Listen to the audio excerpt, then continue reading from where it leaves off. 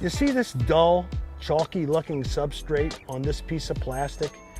It can be made to look new again in just a few easy steps. And it's as simple as thoroughly cleaning the shutters and masking off around the shutters and using Krylon clear coat paint. Testing the shutters before you start. Some years ago, I noticed that when I wet down the shutters with water, my dull shutters looked new again. The unfortunate thing was, after the shutters dried, they turned dull again. So I thought to myself, how could I have the look of new shutters without having to buy new ones? Replacing shutters like these can be costly. A 2-pack of shutters like these could be as much as $30 to $40. These shutters are about 10 years old. About 5 years after I bought them, they turned dull. But I sprayed them with Krylon Clear Coat spray and they look new again. Even though they've lasted through a half decade of freezing winters and scorching summers, they've stood the test of time with Krylon paint. Now let's compare the old shutters that I never restored. Ryan, my camera guy, thanks for joining me.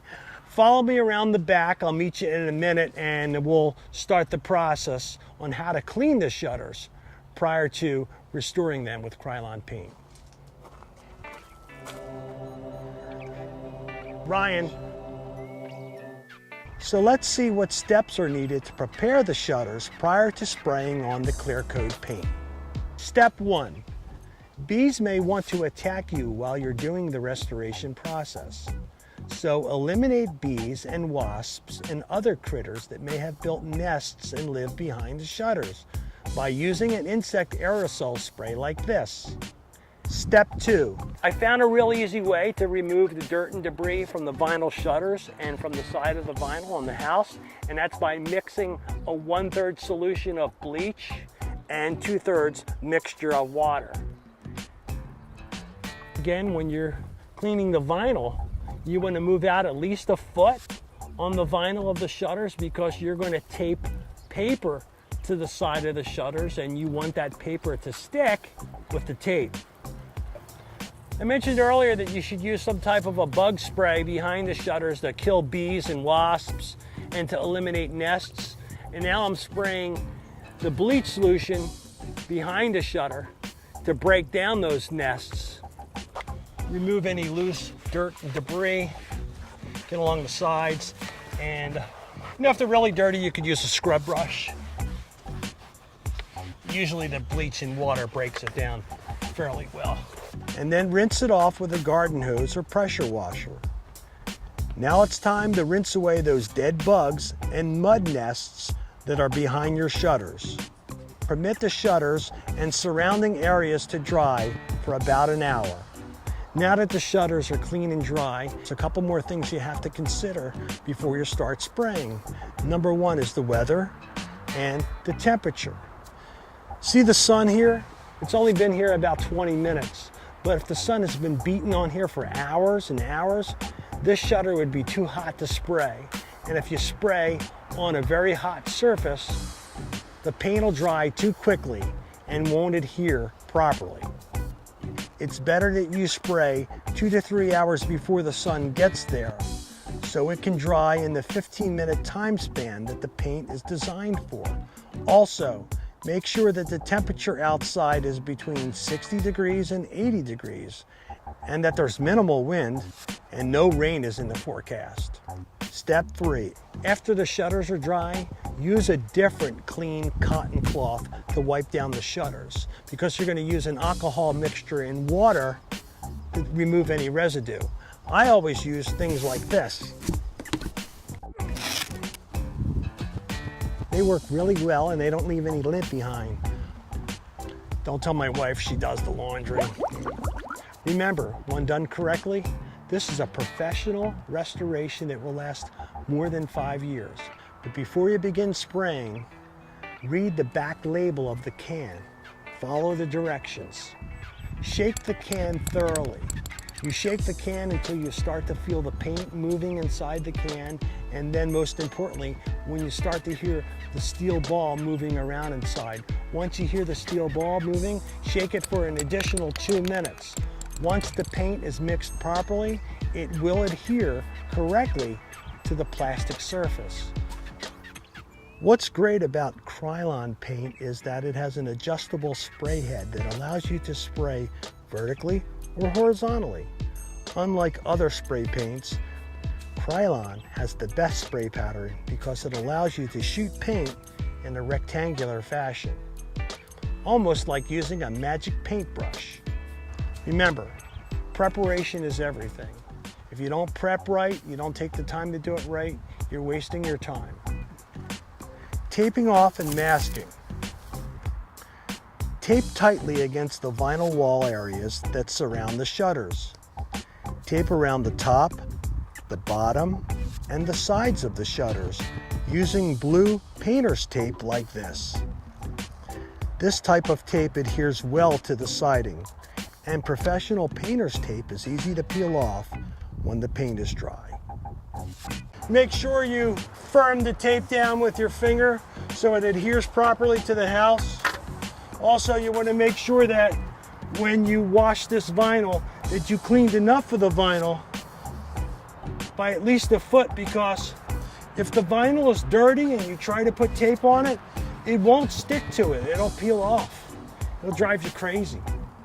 I was talking about using underwear earlier. I wasn't trying to be funny, but it's made of a good cotton and it won't leave lint behind. And I use alcohol that's at least 70% isopropyl, and I rub down the shutters, and it removes fingerprints or residue, anything that leaves behind some type of an oil, which would prevent your paint from sticking properly. It dries real quickly, as you can see. We're in the sun, but we haven't been out here too long because we don't want the shutters to get too hot. And it's only about 75 degrees outside, so that's a perfect temperature. After you tape all the way around the shutters, I suggest you protect the surface area around the shutters by adding some masking paper like this. Cut 1 foot wide lengths and tape them all the way around the shutters. I'm going to climb up the ladder now and tape this alongside of the blue tape. When you're taping, use the straight edge, go all the way up to the top of the shutter. And when you're taping, make sure you don't go flush up against the shutter, but you leave enough room to actually overlay the tape on the tape that you placed on the side earlier, so it has something to adhere to. But here's the whole reason of using a clear coat spray. If you do get overspray on the house, it's okay because it's transparent. I'm using a satin clear coat, which means it's kind of shiny, but not as shiny as gloss. Test spray the paint button. Test the can by giving it 2 or 3 quick bursts. It's a good idea to wear a mask. Some people think they can hold their breath. What happens is you wind up breathing this aerosol, gets in your lungs, gets in your eyes. Okay, I'm going to adjust the head horizontally.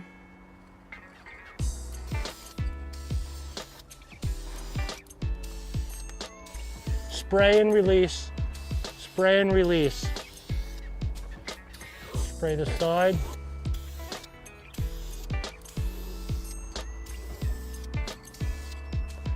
I'm going to focus on this area. Spray, release, spray, release. Going against the grain, keeping the wet edge. I'm not spraying too close or too much, otherwise the paint will run. I'm not trying to coat it all in one shot. If I miss a little area like in here, it doesn't matter, I'll pick it up, keeping the wet edge. Now I'm going with the grain, pick it up, down. Keep the spray can about 6 to 8 inches away from the area that you are spraying. Applying too much paint at one time will cause it to run. If you're too far away, it will go on dry and be dull. All right, we're gonna let that dry.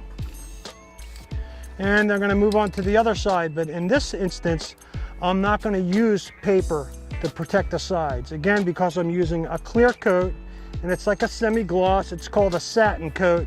If I get a little overspray on the sides, it won't matter because it's transparent. See, I'm staying real focused, real tight. I'm shooting in this area, and there's virtually no overspray even on the tape. One of the beauties of using a clear coat. I'm going to adjust it horizontally. You want to make sure when you're spraying, or before you begin spraying, that this spray tip is not at your face. Make sure you're always looking before you start spraying. It's interesting. One can of paint like this, which is less than $6, would save you a fortune in replacing shutters. Hey, if you like this video, please share it with your friends, other people who you know who could benefit from restoring the shutters without replacing them. The key is getting your shutters clean and dry. I'm going to let this dry. I'm going to move on to the other side. Again, if it were real windy out here, the spray would be getting all over the place. It'd be spraying back in my face, getting on the vinyl of the house. Imagine if I was using a red vinyl spray. I mean, Krylon makes great paints. You could buy a red vinyl color like this and coat it and have it look perfect, but then again, you might have to take them off. This spot here is a pressure ding. It's a result of bending plastic. I think this happened years ago when I put a ladder against here and caused an indentation and actually ruined the plastic there. But overall, the shutters are looking brand new. Now I'm going to do the other side. You can see here, there's virtually no overspray even on that tape because I'm keeping it tight. And if there is overspray, you don't see it on the house. Okay, these guys are done. I'm gonna let them dry. The pin over here, Ryan. There's the shutters that I did about 5 years ago. They've stood the test of time because I used the right paint. So here we are, we're done. It's been about 20 minutes and I removed the paper. It looks great. For less than a $6 investment, this Krylon Clear Coat satin paint saved me $40, so I didn't have to replace 2 shutters. I'm Tommy from Indie Tom Tips, and keep an eye out for my next video when I'll show you how to build an awesome fire pit for less than $200. Thanks for watching.